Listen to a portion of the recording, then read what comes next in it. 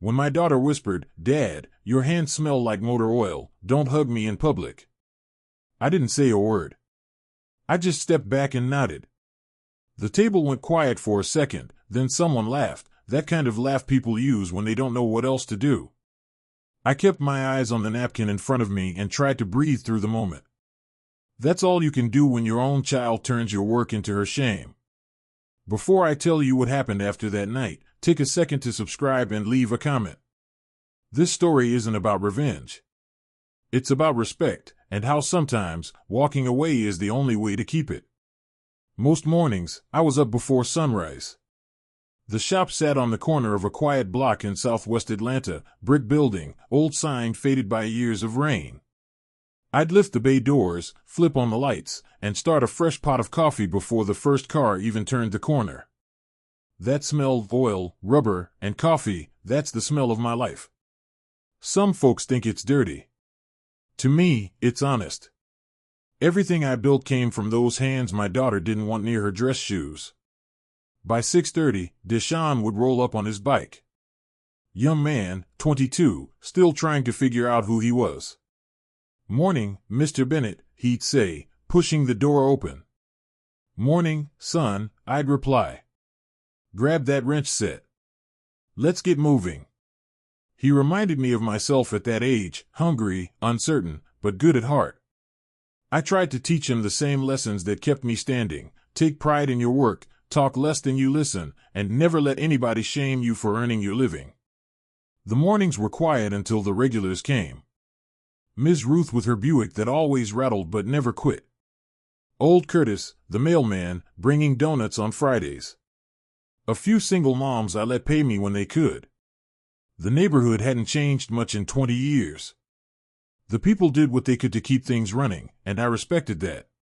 Folks came to me because they trusted me, not because I had a sign with fancy letters. Vanessa grew up right there. Little girl with pigtails, sitting on a stool near the register, legs swinging while she did her homework.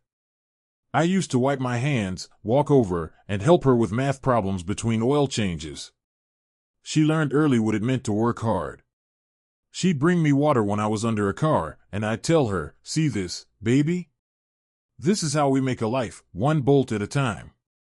When her mother passed, she was 13. Losing her that young changed both of us. I worked longer hours to keep our heads above water.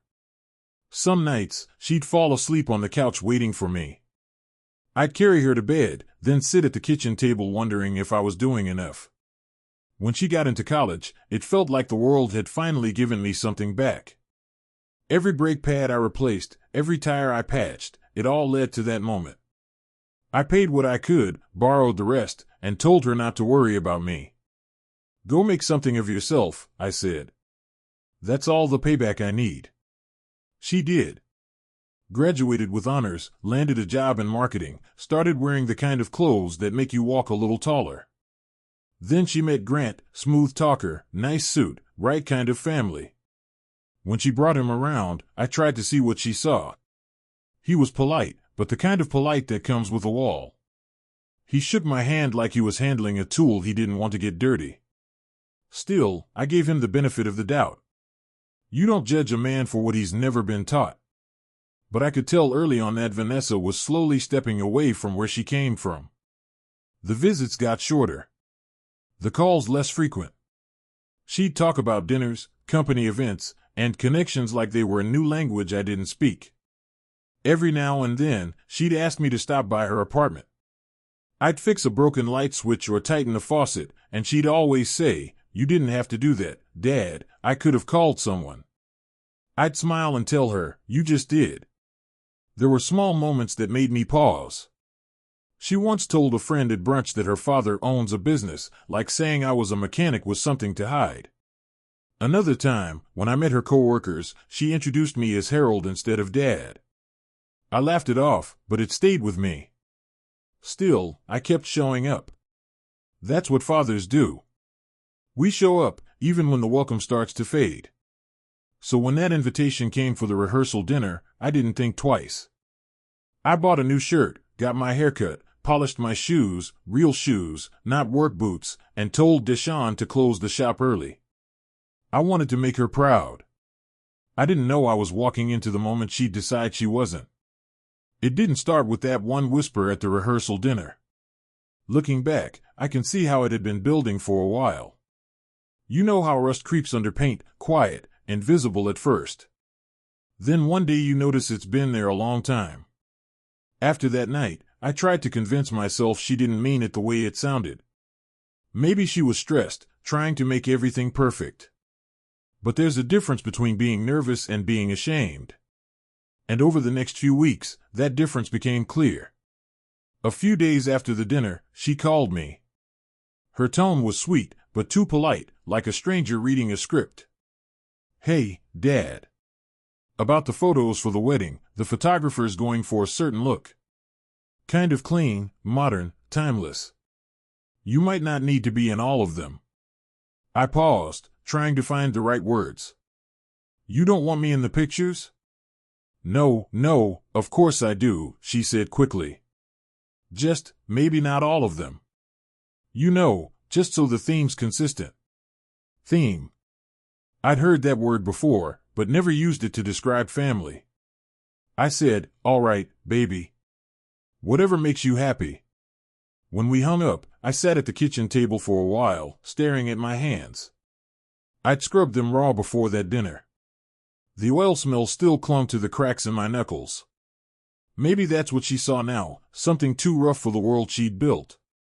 2 days later, she called again. "Daddy, about your suit," she said. "Grant's mom suggested a navy one from a place uptown. I already picked it out for you. It'll photograph better than the gray you wear to church." She said it kindly, like she was doing me a favor. Then she added, "And maybe get a manicure before the wedding? It's just, the close-up shots, you know? A manicure." I laughed a little to myself after the call. I'd never had one. The grease under my nails was older than half the guests at that wedding. But I didn't argue. That night, I stopped by the shop after closing. It was quiet, just the tick of the old wall clock and the smell of rubber hanging in the air. I sat on the stool where Vanessa used to do her homework. There were still faint pencil marks carved into the wood where she'd practiced writing her name. I ran my finger over them. She used to call me her hero. Now I was a detail she needed to manage. The next morning, Deshaun noticed I was off. He was rotating tires on an old Civic and said, "Mr. Bennett, you good?" "Yeah, I'm fine," I told him. "Just thinking about the wedding." "You excited?" he asked. "I was," I said. "Now I'm not sure what I'm supposed to feel." He tightened the lug nuts, looked at me, and said, "You know, sir, my dad left when I was little. If I had somebody like you showing up for me, I wouldn't care what kind of hands he had." That hit me harder than I let on. I didn't say much, just nodded. "Get that torque right," I said quietly. But his words stayed with me all day. A week later, I stopped by Vanessa's condo to drop off a gift, a framed photo of her and her mother from when she was 8. They were sitting on the hood of my old Chevy, both of them smiling so big you could almost hear it. I'd spent an hour polishing that frame, thinking it might remind her where she came from. She opened the door halfway, still dressed from work, hair tight, phone in hand. "Dad. I wasn't expecting you." "I was nearby," I said. "Wanted to bring this." She took it and smiled, but not the kind of smile that reaches the eyes. "Thank you, that's sweet. I'll hang it later, okay? I've got a Zoom call starting." I stood there for a second, waiting for her to say more. She didn't. So I nodded and said, "All right. Be good, baby." When the door closed, I stayed there for a moment in the hallway, holding nothing. It wasn't what she said, it was what she didn't say. I realized then that she'd started living 2 lives. One that fit her world now, and one that didn't have much room for me in it. On the way back to the truck, I passed a reflection of myself in the glass door of the lobby. Shirt clean, collar pressed, still there was a small stain near the cuff. I rubbed at it, like maybe if I could get that mark out, everything else would wash off too. But it didn't. It never does. That evening, I drove to Ms. Ruth's house. She'd lived across from me since Vanessa was a baby. I sat on her porch while she poured sweet tea. "You look like a man thinking too loud," she said. I told her about what happened, about the dinner, the photos, the suit. She listened the way only old folks can, no interruptions, no shock, just patience. When I finished, she said, "You raised her to fly, Hal. But sometimes when they get up there, they forget who gave them wings. Don't take it personal. The ground is still solid." I nodded, but it didn't make the ache any smaller. There's a particular kind of pain that comes when love turns into embarrassment in somebody else's eyes. It doesn't roar. It hums low, steady, and it keeps you up at night. That night, I sat at my kitchen table, same chair I'd had for years, staring at the empty seat across from me. The one she used to sit in when she was little, spooning sugar into her cereal, kicking her feet, talking about what she wanted to be when she grew up. She once said she wanted to own a shop just like mine. I guess dreams change. The house was quiet except for the hum of the fridge. I looked around, the old tools hanging by the door, my late wife's picture by the window, the familiar creak in the floorboard near the sink. Everything in that room told the story of a man who worked, who stayed, who showed up. And for the first time in my life, I started to wonder if being steady had made me invisible. Still, I decided I'd keep my promise and stand proud at that wedding. Even if she wanted to hide me in the back of the photo, I'd be there. Not for show, for memory. Because no matter how far she ran, I wanted her to remember that her life started in a place that smelled like oil and coffee, and there was nothing shameful about that. The wedding day came bright and heavy with heat, the kind that sticks to your neck before you even step outside. I'd been awake since 4:30. Couldn't sleep much the night before. I pressed the navy suit Vanessa picked for me, shined my shoes, and made sure the shirt collar didn't wrinkle. That morning, before leaving, I stood in the kitchen with a cup of coffee, looking at the photo of her and her mother on the counter. It was one of the few things I'd never moved, her mother sitting on the hood of my old Chevy, Vanessa laughing in her lap. It was the kind of moment that used to mean everything. I touched the frame and said quietly, "You'd be proud of her, baby. You'd probably tell me to stop worrying, too." I got in my truck, started the engine, and drove north. The streets changed block by block, cracked concrete gave way to smooth roads, old shops to new buildings with glass walls. I'd done brake jobs for people who worked in this part of town. Every time, I'd think, they live up here like they never been south of I-20. The wedding was at a big venue, white columns, fountains, even valet parking. I didn't let them park my truck. I parked a few blocks down the street and walked. Didn't feel right letting a stranger drive the one thing I actually owned outright. Inside, the place was buzzing. Music, perfume, the soft clink of glasses. Grant's people were everywhere, tall, confident, all talking like their words had been approved by a committee. I felt like the only one without a script. Then I saw her. My daughter.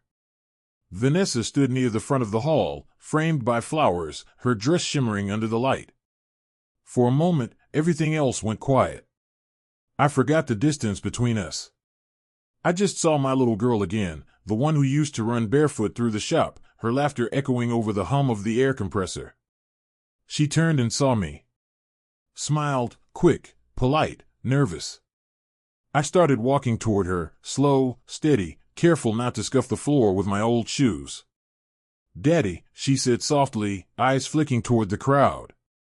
"You made it." "Of course I did," I said. "Wouldn't miss it."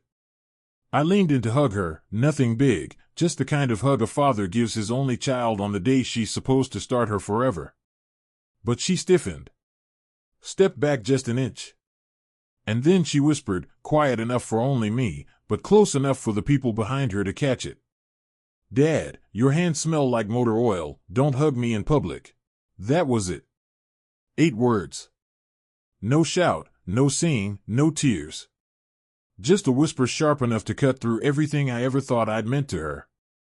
Someone nearby laughed, quick, nervous, like they weren't sure they were supposed to.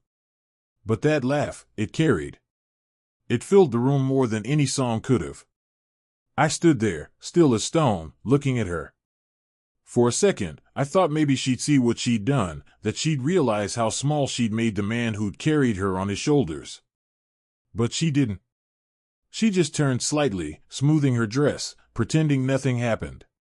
So I nodded. Straightened my jacket. "All right, baby," I said. "All right." And I walked back toward my seat.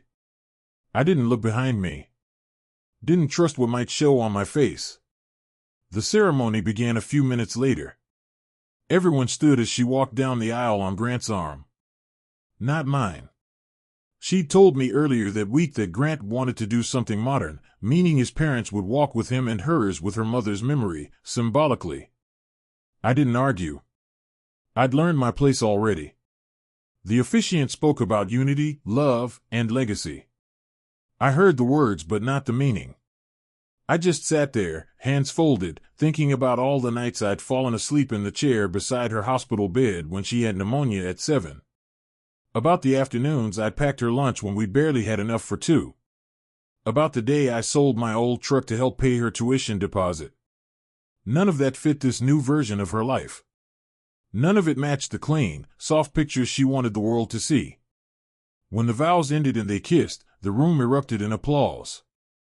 I clapped too, slow, measured, because even if she was ashamed of me, I wasn't ashamed of her. The reception hall was all marble and light. Tables draped in silk, candles and glass. I was seated near the back, so you can see everyone, the planner had told me. But from back there, you see the truth better than anyone. Grant's father gave a speech about the joining of 2 accomplished families. His mother spoke about Vanessa being a perfect reflection of refinement. Every word erased another part of where she came from. When they asked if I'd like to speak, I took the mic. My throat felt dry, but my voice came out steady. "I'll keep it short," I said. "Vanessa, your mother would be proud. She'd tell you love's a choice you make every day, even when it's hard. I hope you both choose right, every day you wake up." That was all. No stories, no emotion. Just enough to be polite. They clapped politely too. Then the music started again.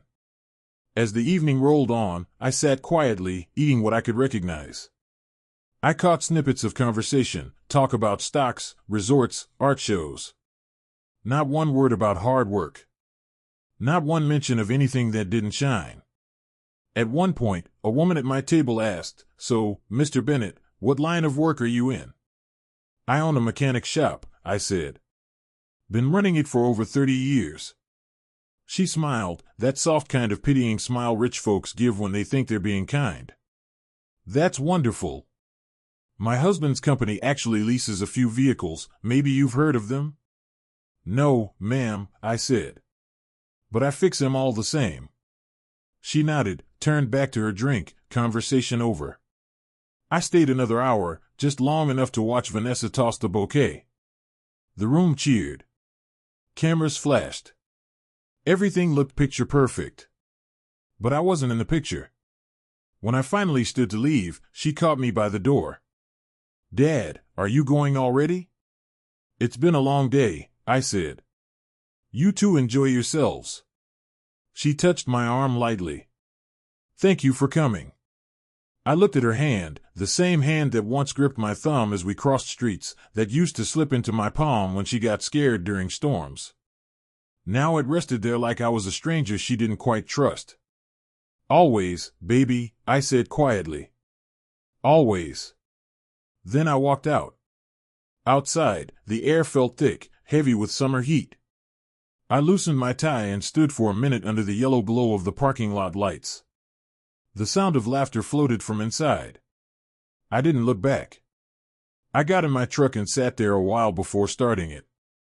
My hands, the same hands she said smelled like motor oil, rested on the steering wheel. They'd built everything in her life. Every pair of shoes, every school book, every door she ever walked through. And now, they were something to hide. The drive home was quiet. No radio, no music. Just the hum of the road and the echo of her words. When I pulled into my driveway, the porch light flickered on. I'd set it on a timer years ago. I walked inside, hung the suit on a chair, poured myself a cup of coffee gone cold, and sat at the kitchen table. The silence felt honest. That night, I didn't cry. Didn't curse. Didn't even feel angry. Just tired, in the kind of way that lives deep in the bones. I thought about something Ms. Ruth once said, shame only sticks where love still lives. Maybe she was right. Maybe I was hurting because I still loved her enough to want her to be proud of me. I looked down at my hands again, rough, scarred, nicked from years of turning bolts. They told the whole story of my life, right there in the lines. I rubbed at one of the old scars on my knuckle and thought, this is what real work looks like. No camera could make that pretty, but it was mine. Before bed, I stepped outside for some air. The night smelled like rain and oil, familiar, grounding. Somewhere in the distance, a train moved slow, its whistle low and steady. I closed my eyes and breathed in deep. I knew something had ended that day. Not love exactly, something smaller but harder to rebuild, respect. Once it's gone, it doesn't grow back. From that moment forward, I stopped pretending we were the same people we used to be. The next morning, I opened the shop as usual. Deshaun was already outside, leaning on his bike, waiting. "Morning, Mr. Bennett," he said. "Morning, son. You good?" "Yeah," I said, picking up the wrench set. "I'm good." He looked like he wanted to ask more but didn't. And I was grateful. We worked through the day, no music, no talking, just the rhythm of air tools and metal. Every sound in that shop was a reminder that real life doesn't stop just because your heart takes a hit.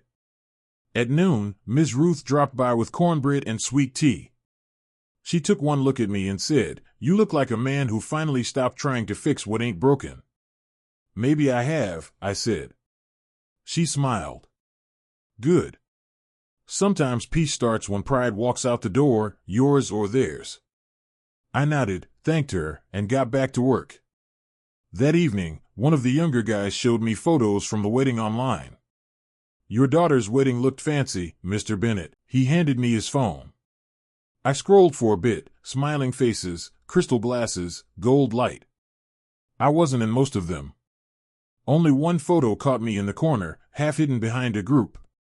The caption read, "Family and Friends." I handed the phone back and said, "Nice pictures." He smiled, not catching the weight behind my words. That night, I sat on my porch watching the streetlights flicker, the hum of the city mixing with the crickets. The day had left me hollow, but not broken. I'd learned something I should have known all along. Sometimes your love doesn't fit in the world your child builds. And that's all right. Because what I built with these hands may never make the papers, but it kept people moving, fed a family, put a roof over a girl who thought she needed better. And for me, that's enough. The Monday after the wedding, I opened the shop at 6, same as always. I didn't take a day off. Work's the one thing that's never lied to me. The world outside didn't know what happened that weekend. Nobody saw the way my daughter looked through me like a memory she'd outgrown. But the ache sat in my chest like an old injury, dull, steady, always there when I bent too deep. Deshaun came in right on time, dragging his toolbox. He noticed I was quieter than usual, but he didn't pry. He's a good kid, knows that sometimes silence is how men keep from breaking apart. We worked through 2 oil changes and a brake job before he finally said, "You thinking about the wedding, Mr. Bennett?" "Yeah," I said. "Just thinking." He nodded. "Looked like a big one from the pictures online." I smiled. "Yeah, it was big all right." He didn't ask more, and I didn't offer. That was enough. Around noon, I took my lunch out back, ham sandwich, coffee, and the sound of cicadas. Across the alley, Ms. Ruth's curtains moved. A minute later, her screen door opened and she called out, "You want some of this lemonade, Hal? It's too hot to be sitting out there with just coffee." I walked over, sat on her porch, and took the glass she handed me. It was cold, tart, exactly right. "You holding up?" she asked. "I'm fine," I said. "Work steady." "Deshaun's learning fast." She gave me that look she reserves for lies.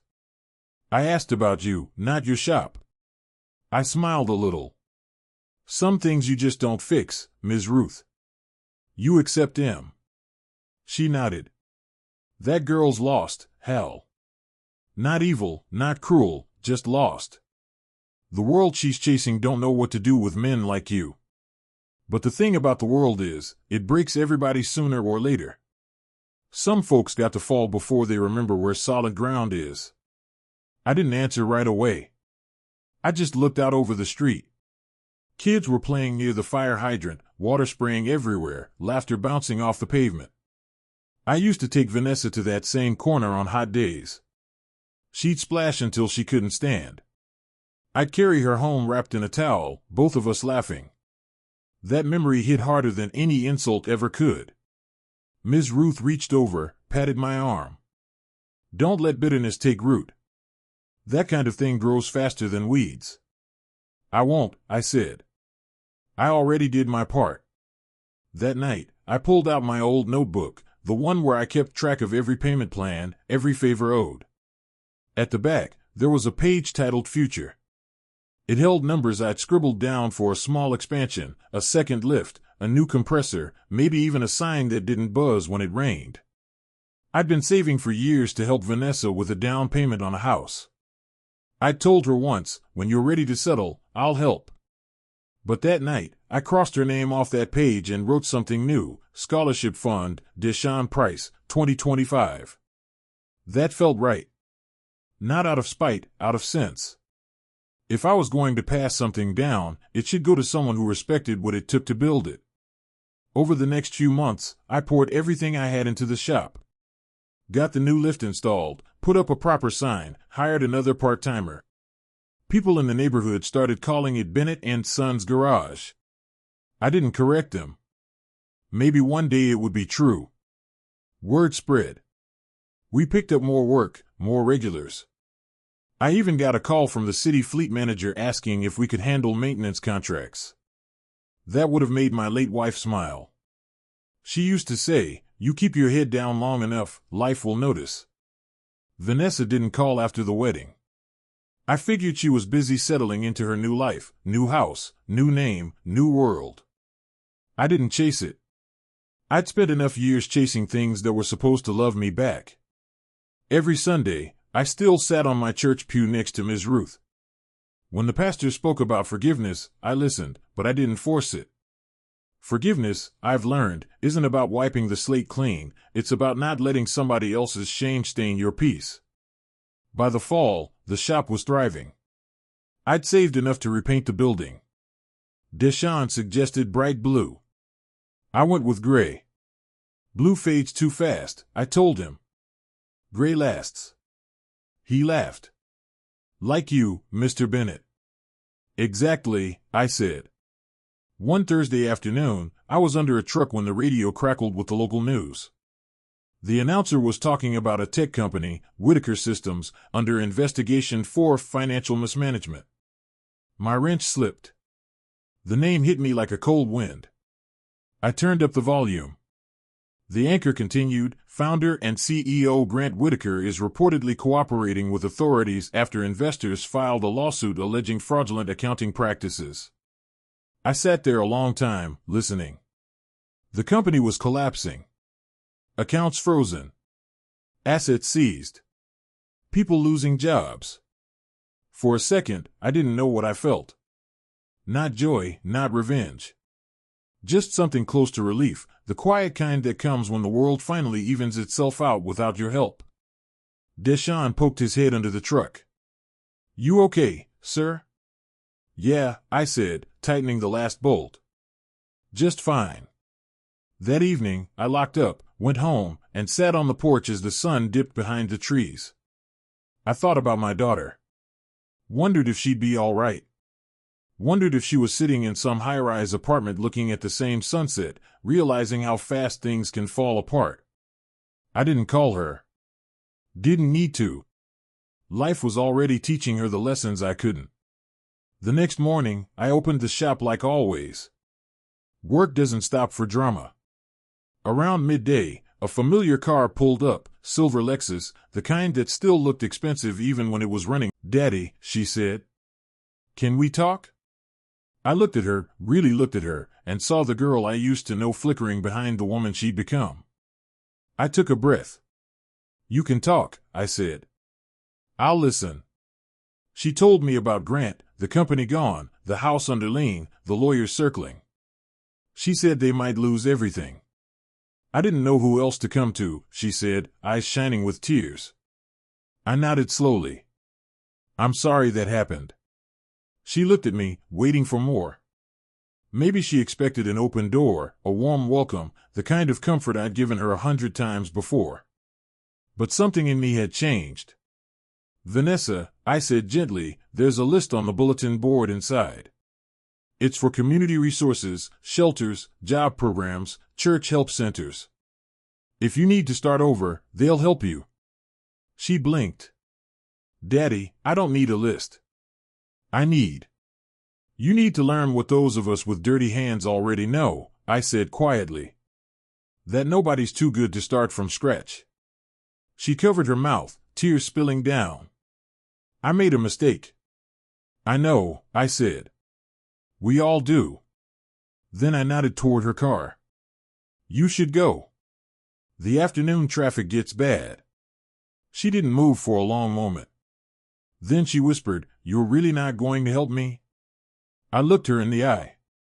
"I already did," I said. "All those years I gave you, that was the help.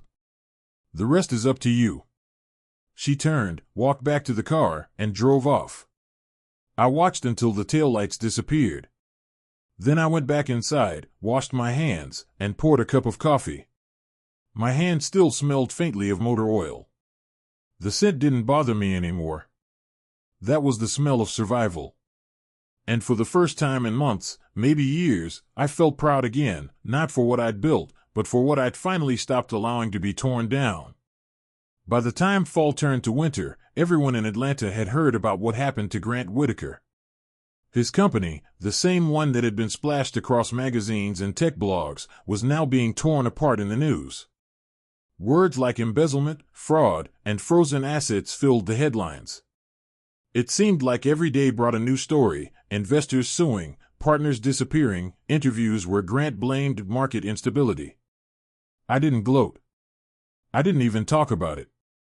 But people at the shop did. Every customer who walked in had an opinion. "You see that rich boy on the news? That's your daughter's husband, ain't it?" one man asked while paying for a tire rotation. I looked up from the register. "Used to be," I said. "Now he's just another man who forgot that money don't make you honest." The man nodded slowly, understanding I wasn't in the mood for gossip. "You right about that, Mr. Bennett. You sure right." I didn't watch the television coverage, but sometimes I'd catch a glimpse of Grant's face on a newsstand, smiling like he still believed he could talk his way out of it. It didn't surprise me. Men like him always think they can. What did surprise me was how quickly people distanced themselves. The same friends who used to fill their house for parties were now pretending they'd never known them. The charity boards removed his name. The photos vanished from websites. When the world decides you're done, it doesn't even leave fingerprints. About a month after the scandal broke, Vanessa came by again.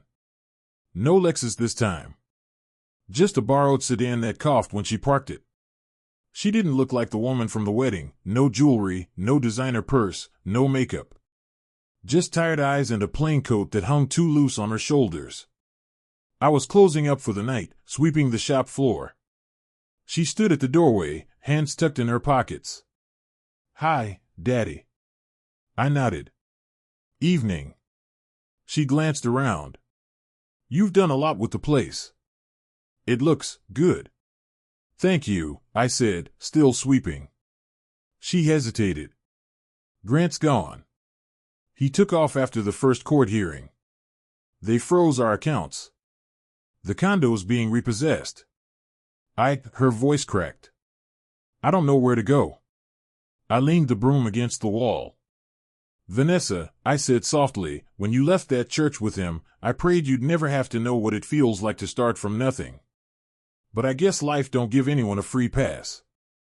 Her eyes filled. Daddy, I messed up. I was ashamed of where I came from. Of you. I took a breath. The truth is, I'd waited years to hear those words. But when they finally came, they didn't land like I thought they would. They didn't heal anything. They just sat there. I walked over to the counter, pulled out a folded piece of paper, and handed it to her. "What's this?" she asked. "It's a list of places that help people get back on their feet. Shelters, job programs, food banks. They'll help you if you're willing to start over." Her face fell. "I was hoping I could stay here. Just for a while." I shook my head. "This house was built on respect, Vanessa. You lost that when you decided I wasn't good enough to be seen beside you." She wiped her tears. "You don't mean that." I looked at her, calm and steady. "I mean every word. You left because you were chasing something that didn't include me. Now you're here because there's nowhere left to go. That's not love, that's convenience. And I don't have room for that." She took a shaky breath. "Please, Daddy." I pointed toward the paper. "The shelters downtown take walk-ins before 9. Tell them you need a bed. They'll take care of you." For a long time, she didn't move. Then she said, barely above a whisper, "You really won't even let me in?" I shook my head. "No. I won't." Her shoulders dropped. She looked around one last time, eyes landing on the walls, the tools, the framed photo of her mother by the office door. "Mama would have let me stay," she said. "Your mama also believed in consequences," I said. "She'd have told you the same thing. You can't disrespect a man, then expect his roof to protect you." She nodded slowly, eyes shining. "I understand." I walked her to the door. It was dark outside, the air cold enough to make our breath show. She stood there for a second, then turned toward the car. I watched her drive off until the taillights disappeared down the block. When I went back inside, the shop was quiet. That weekend, the story about Grant hit national news. He'd been arrested in Florida trying to leave the country. Photos showed him in handcuffs, still wearing that same smug smile. People asked me if I'd seen it. I said no. But I did. I just didn't say what I felt. That justice had a strange way of circling back, quiet and clean. The next Sunday at church, Ms. Ruth leaned over during the sermon and whispered, "Heard your daughter came by again." "She did," I said. "She all right?" "She will be," I said. "She's learning." Ms. Ruth smiled faintly. "And you? You learning too?" I nodded. "Yeah. I'm learning that peace don't always look like forgiveness. Sometimes it looks like closing a door and letting the wind take what it needs." After service, I drove by the river like I used to when my wife was alive. The water moved slow, steady, unbothered.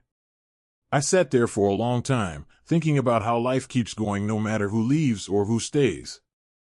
That night, back at the house, I made dinner for one. Turned on the old radio. Same gospel station. Same quiet comfort. For the first time in a long time, I ate without the weight of hope on my shoulders. I wasn't waiting for an apology anymore. I wasn't waiting for the phone to ring. Some people think revenge is about getting even. It's not. Real revenge is peace, the kind you earn by refusing to bend when the world tries to make you feel small. And that peace, I finally had. It's strange how peace arrives. It doesn't come loud, and it doesn't come fast.